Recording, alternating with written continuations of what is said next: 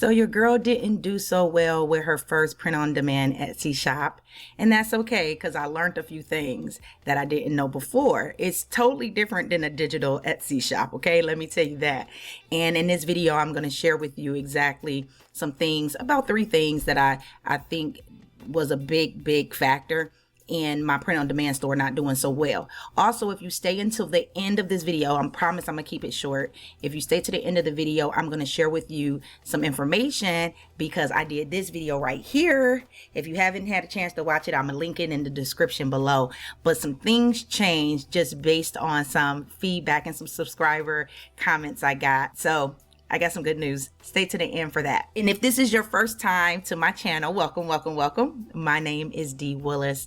I talk about everything digital products. I'm a digital product creator and I am all about the passive income. Okay. So if that's your thing, go ahead and like this video and subscribe to my channel so that you can stay updated when I make more videos like this. This is not going to be more so of a tutorial. This is not going to be one of those. It's basically going to be some lessons learned.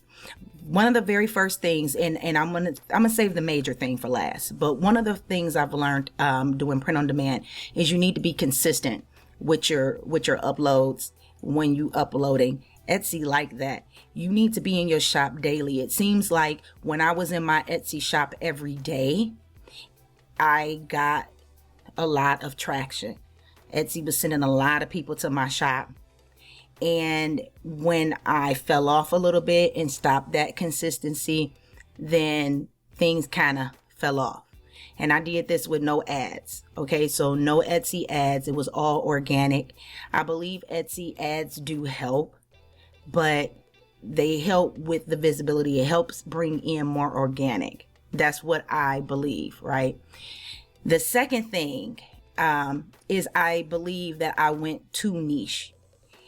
In print on demand, when you're not sure, when you're first starting, I believe it is better to have a general store. Okay, I know some people say niche your store, but you really don't know what products is going to sell for you. Everything is different for everybody else, and you need some variety in your store at first to see what sells the most, what's selling and what's not selling, and double down on what's working. And I didn't do that. I niched myself. And I think that had a lot to do with it because I didn't even give myself the chance to try other products and stuff like that. That probably would have did well in my Etsy store, but I didn't even try it. So I didn't know. All right.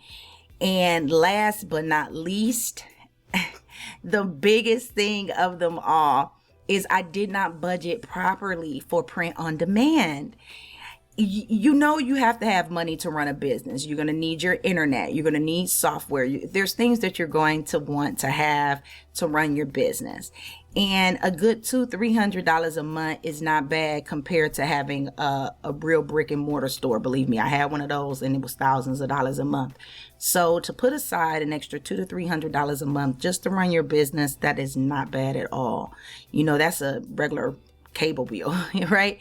Or some phone bills for some people, cell phone bills. But to set aside that $200-300, but I did not know that when you start. I did know, but it didn't dawn on me at the time, right? When you start an Etsy shop, a brand new Etsy shop, you have no reputation, no relationship yet with Etsy. So Etsy, what they do is they hold the money from you for 7 days. So a customer can buy one of the print on demand products, but Etsy is going to hold that money. It's going to show that that you made that money, but it's not going to go to your bank. So if you're relying on that money for when they pay for it, you're thinking, hey, when the customer pays, I'll just use that money that the customer paid and I'll just purchase, use that money for their print on demand product to be printed and shipped to them. It doesn't work like that. Not unless you're about to tell this customer, you're going to have to wait 7 days. And then depending upon the product that's being printed on demand, it might take another 5 to 7 days for them to print that. And then another 3 to 5 days for them to ship it. So now your customer is waiting damn near a month before they get their product.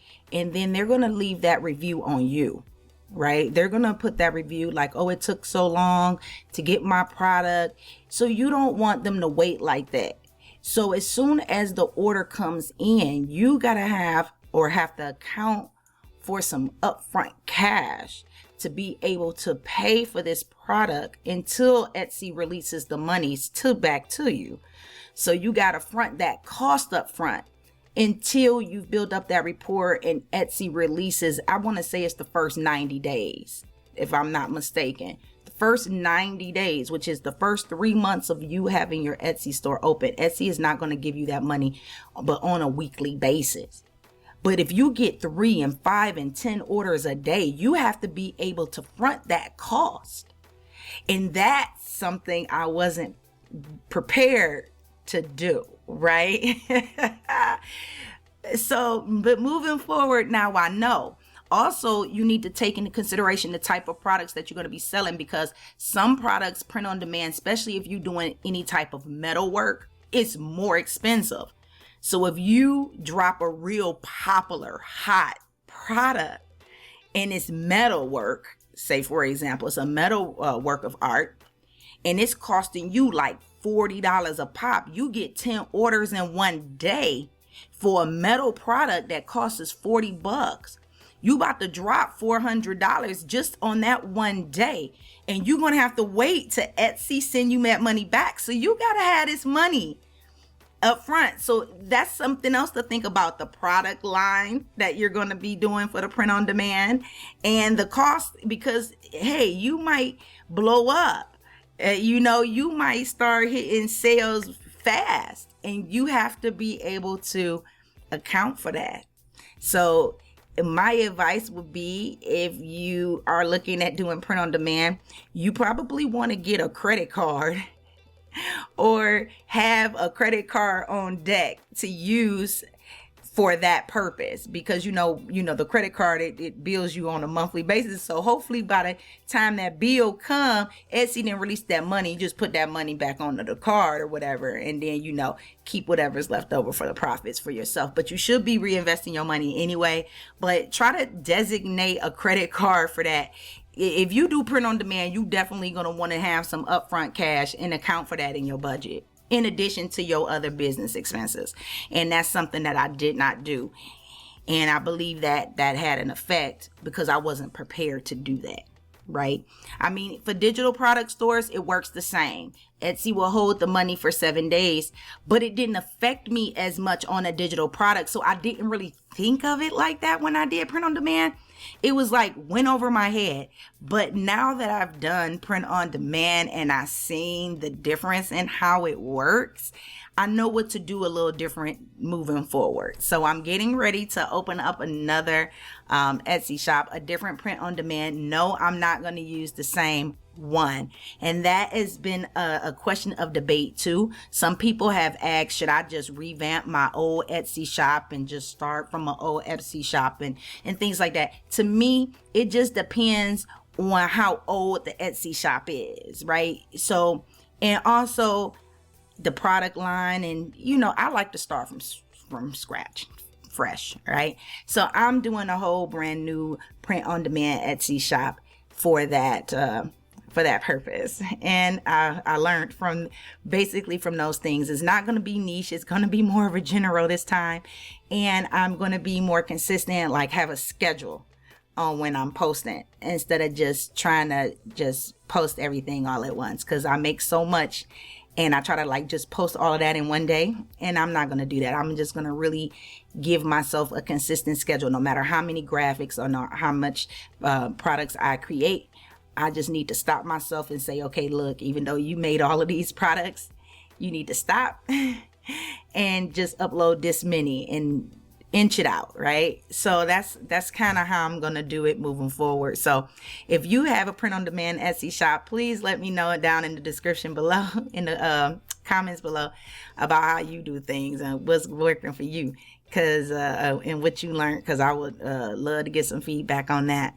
But anyway, to the good news. I did say in this video right here, and it's gonna be linked below so you can watch it, that I wanted to reopen my Shopify. I still plan on doing that. That hasn't changed. The time frame in which I'm doing it has, because I'm still designing it in the back of my Shopify partner development platform. So I'm still doing that. But I'm not going to get rid of the Design Diva. Okay. People love the Design Diva. I've been asked by several people, please don't send the Design Diva away. Don't do it. So people have been, really like the Design Diva. So I'm going to keep the Design Diva. A lot of things in regards to the Design Diva hurt. And one of the things that hurt the Design Diva's Etsy shop is the fact that I mentioned it on YouTube. Okay? That's why my other shops moving forward, I'm not going to mention them. I don't mind sharing the stats, but I won't mention the name. Everybody pretty much already knows the Design Diva. I'm not going to hide that, right? It's no point. But it hurt the conversion rates on that shop, because a lot of people from YouTube went there and they just basically was being nosy. They're not really customers. So it hurt the conversion on the shop. So what people fail to realize is when you have an Etsy shop, Etsy will start pushing you lower in the search engine if people are not converting, because it's a robot, it's not a human, right? So what happens is the robot sees all these people coming, but nobody's buying. So then they're like, oh, this Design Diva shop sucks, so we're not going to show it.